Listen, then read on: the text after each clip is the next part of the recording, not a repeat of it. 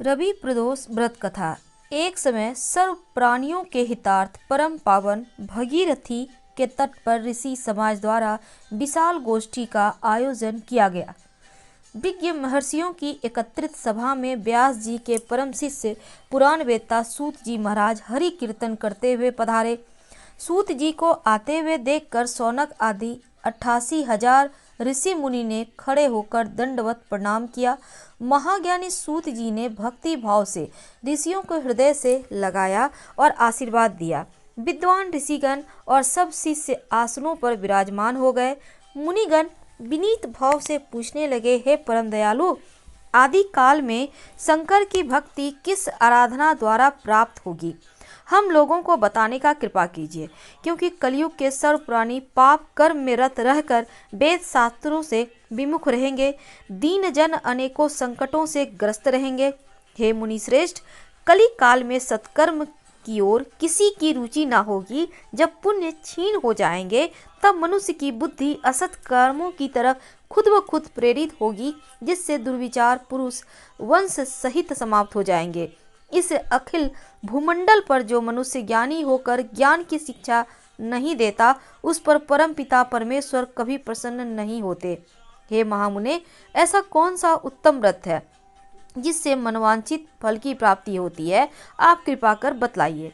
ऐसा सुनकर दयालु हृदय श्री सूत जी कहने लगे, हे मुनियों तथा शौनक जी, आप धन्यवाद के पात्र हैं।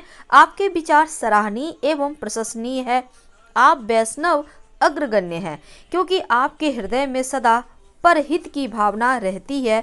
इसीलिए हे शौनकादि ऋषियों, सुनो, मैं उस व्रत को तुमसे कहता हूँ जिसके करने से सब पाप नष्ट हो जाते हैं। धन वृद्धि कारक, दुख विनाशक, सुख प्राप्त करने वाला, संतान देने वाला, मनोवांछित फल प्राप्ति करवाने वाला यह व्रत तुमको सुनाता हूँ, जो किसी समय भगवान शंकर ने माता सती को सुनाया था।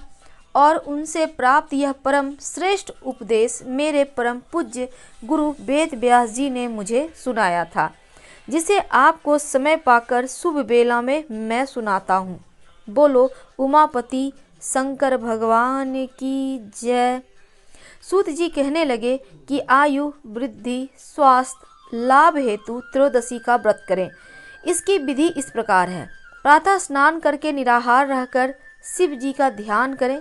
शिव मंदिर में जाकर शिव जी की पूजा करें। पूजा के पश्चात अर्ध पुंड त्रिकुंड का तिलक करें। बेलपत्र चढ़ाएं, धूप दीप अक्षत से पूजा करें। ऋतु फल चढ़ाएं, ओम नमः शिवाय का खूब जप करें और ब्राह्मणों को भोजन कराकर सामर्थ्य के अनुसार दक्षिणा दें। इसके बाद मौन व्रत धारण करें। व्रती को सत्य वचन बोलना आवश्यक है। ओम रिंग क्लिंग नमः शिवाय स्वाहा मंत्र से आहुति दें, अभिष्ट फल की प्राप्ति होती है। अगर आप व्रत रखते हैं तो पृथ्वी पर शयन करना चाहिए। दिन में एक बार ही भोजन करें, इससे सब कार्य सिद्ध होते हैं। सर्व सुख धन आरोग्य देने वाला, सब मनोरथों को पूर्ण करने वाला यह व्रत है। शौनकादि ऋषि बोले, हे पूज्यवर महामते, आपने यह व्रत परम गोपनीय मंगलपद कष्ट निवारक बतलाया है। कृपया यह बताने का कष्ट करें, यह व्रत सबसे पहले किसने किया और उसे क्या फल प्राप्त हुआ? श्री सूत जी बोले, हे विचारवान ज्ञानियों, आप शिव के परम भक्त हैं। आपकी भक्ति को देखकर मैं व्रती मनुष्यों की कथा कहता हूँ, ध्यान से सुनो। एक गांव में अति दीन ब्राह्मण निवास करता था। उसकी साध्वी स्त्री प्रदोष व्रत किया करती थी। उसे एक ही पुत्र रत्न था। एक समय की बात है, वह पुत्र गंगा स्नान करने के लिए गया। दुर्भाग्यवश मार्ग में चोरों ने उसे घेर लिया और वे कहने लगी, हम तुम्हें मारेंगे, नहीं तो तुम अपने पिता के गुप्त धन के बारे में हमें बता दो। बालक दीन भाव से कहने लगा, बंधुओं, हम अत्यंत दुखी दीन हैं, हमारे पास धन कहाँ है? तब चोरों ने कहा, तेरे इस पोटली में क्या बंधा है? बालक ने निसंकोच कहा, अरे माँ ने मेरे लिए रोटियां दी है। यह सुनकर चोरों ने अपने साथियों से कहा, साथियों, यह बहुत ही दीन दुखी मनुष्य है, अतः हम किसी और को लूटेंगे। इतना कहकर चोरों ने उस बालक को जाने दिया। बालक वहां से चलते हुए एक नगर में पहुंचा। नगर के पास एक बरगद का पेड़ था। वह बालक उसी बरगद के वृक्ष की छाया में सो गया।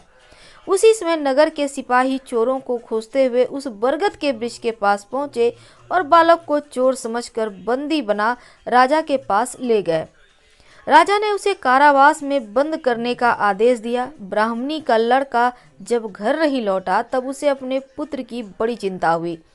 अगले दिन प्रदोष था। ब्राह्मणी ने प्रदोष व्रत किया और भगवान शंकर से मन ही मन अपने पुत्र के कुशलता की प्रार्थना करने लगी। भगवान शंकर ने उस ब्राह्मणी की प्रार्थना स्वीकार कर ली। उसी रात भगवान शिव ने उस राजा को स्वप्न में आदेश दिया, वह बालक चोर नहीं है, उसे प्रातःकाल छोड़ दे, नहीं तो उसका सारा राज्य वैभव नष्ट हो जाएगा। प्रातःकाल राजा ने शिवजी की आज्ञा अनुसार उस बालक को कारावास से मुक्त कर दिया। बालक ने अपनी सारी कहानी राजा को सुनाई। राजा सारा वृतांत सुन लेते हैं, तब अपने सिपाहियों को उस बालक के घर भिजवा देते हैं। उसके माता पिता को राज दरबार में बुलाया और उसके माता पिता बहुत ही भयभीत थे। राजा ने उन्हें भयभीत देखकर कहा, आप भयभीत मत होइए, आपका बालक निर्दोष है। राजा ने ब्राह्मण को 5 गांव दान में दिए, जिससे वे सुखपूर्वक अपना जीवन व्यतीत कर सकें। भगवान शिव की कृपा से ब्राह्मण परिवार आनंद से रहने लगे। जो भी इस प्रदोष व्रत को करता है वह सुखपूर्वक अपना जीवन व्यतीत करता है। बोलो उमापति श्री शंकर भगवान की जय।